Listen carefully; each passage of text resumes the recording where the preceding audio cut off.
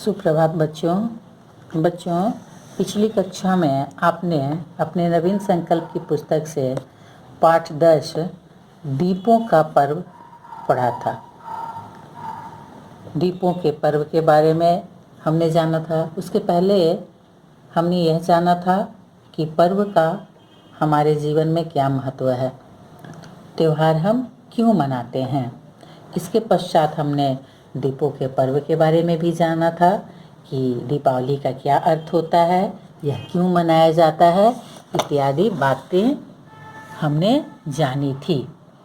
आपने यह भी जाना था कि दीपावली का जो त्यौहार है वह वर्षा ऋतु के बाद आता है और वर्षा के कारण घरों में सीलन हो जाती है तथा मच्छर, मक्खी, मकड़ी इत्यादि पैदा हो जाते हैं। इसलिए इस अवसर पर घरों की सफाई पुताई भी की जाती है जिससे कीटाणुओं का नाश होता है ना। तो इतनी सारी बातें आपने इस त्यौहार के बारे में जाना था। आगे देखिए, हम पढ़ते हैं, आगे जानते हैं आगे पाठ में और क्या है। दीपावली का त्यौहार अपने साथ कई त्यौहार लाता है। दीपावली से 2 दिन पहले धनतेरस मनाई जाती है। इस दिन लोग नए बर्तन खरीदना शुभ मानते हैं। अगले दिन छोटी दीपावली होती है। इसी दिन श्री कृष्ण ने नरकासुर का वध किया था। धनतेरस और दीपावली के बीच में जो एक दिन होता है उस दिन हम लोग छोटी दीपावली मनाते हैं। और उस दिन क्या हुआ था? उस दिन भगवान श्री कृष्ण ने नरकासुर का वध किया था। इसलिए कुछ लोग इसे नरक चतुर्दशी भी कहते हैं उस दिन को। तीसरे दिन अमावस्या को फिर दीपावली मनाई जाती है।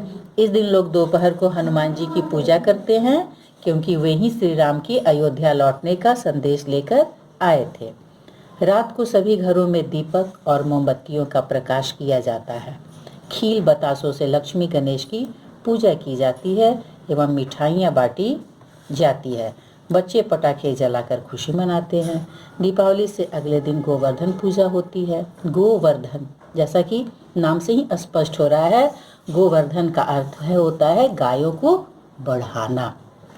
गो मतलब गाय और वर्धन मतलब उनकी वृद्धि। तो गोवर्धन का अर्थ होता है गायों को बढ़ाना। गौ हमें घी दूध देती है जिससे हम बलवान बनते हैं। खेती भी उन्हीं पर निर्भर है, इसलिए उनकी पूजा की जाती है। 5वें दिन फिर देखिए भैया दूज मनाई जाती है।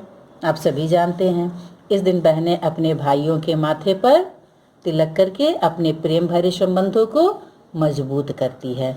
रक्षाबंधन एक भाई बहन का त्यौहार होता है और एक यह भैया दूज भाई बहन का त्यौहार है। भाई बहनों की जो संबंध है उसकी प्रगाढ़ता इस त्यौहार में प्रकट होती है कि भाई बहन का संबंध कितना प्रगाढ़ होता है। दीपावली के दिन बाजारों में रौनक देखते ही बनती है। तरह तरह के उपहारों, मिठाई और पटाखों से सजी दुकानें बहुत ही सुंदर लगती है। यह अवश्य है कि बाजार में भीड़ भी होती है, लेकिन बाजार बहुत ही अच्छी तरह से सजे होते हैं। दीपक, मोमबत्तियों और बल्बों के प्रकाश से जगमग करते बाजार बहुत ही मनमोहक हो जाते हैं, बहुत ही लुभावने दिखते हैं वो। इस दिन बच्चों को पटाखे जलाते समय सावधानी बरतनी चाहिए क्योंकि लापरवाही से आग लगने का खतरा रहता है।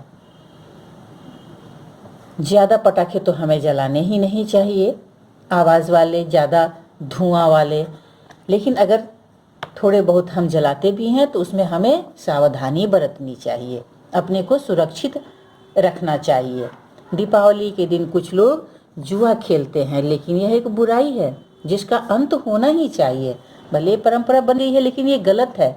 इसका हमें निर्वहन नहीं, इसको हमें आगे नहीं बढ़ाना चाहिए, इसका हमें अंत करना चाहिए। किसी भी बुराई के लिए त्यौहार की आड़ लेना ठीक नहीं है कि दीपावली में तो जुआ खेला ही जाता है, यह परंपरा है, ऐसा नहीं। अगर परंपरा ही है तो ये गलत परंपरा है और इसे तोड़ना ही हमारे हित में है। यह त्यौहार तो प्रकाश का त्यौहार है। प्रकाश हमारे विचारों में हो, देह में हो, व्यवहार में हो, जीवन में हो, तभी दीपावली की सार्थकता है। मात्र दिए जलाना नहीं, प्रकाश बाहरी न हो करके आंतरिक प्रकाश भी होना आवश्यक है। आंतरिक प्रकाश ही व्यक्ति को जीवन के सही मार्ग को दिखाती है। अतः हमें प्रकाश कहाँ कहाँ होना चाहिए? हमारे विचारों में होना चाहिए, देह में हो, व्यवहार में हो, जीवन में हो, तभी दीपावली पर्व सार्थक होगा, त्योहार मनाना हमारा सार्थक होगा। तो इस पाठ में आपने दीपावली के बारे, त्योहारों के महत्व के बारे में जाना। उसके बाद दीपावली के साथ साथ जो अन्य त्यौहार और जुड़े हैं, जैसे धनतेरस, नरक चतुर्दशी, भैया दूज, कई त्योहारों के बारे में आपने जाना। और दीपावली के बारे में तो आपने विस्तार से जाना ही। तो आप पढ़ेंगे, पाठ का पठन करेंगे, इससे आपका उच्चारण अभ्यास होगा। आप किन्हीं 5 त्योहारों के नाम भी लिखेंगे। ये 5 त्योहार जो दीपावली के आसपास होते हैं, यह आपका गृह कार्य है।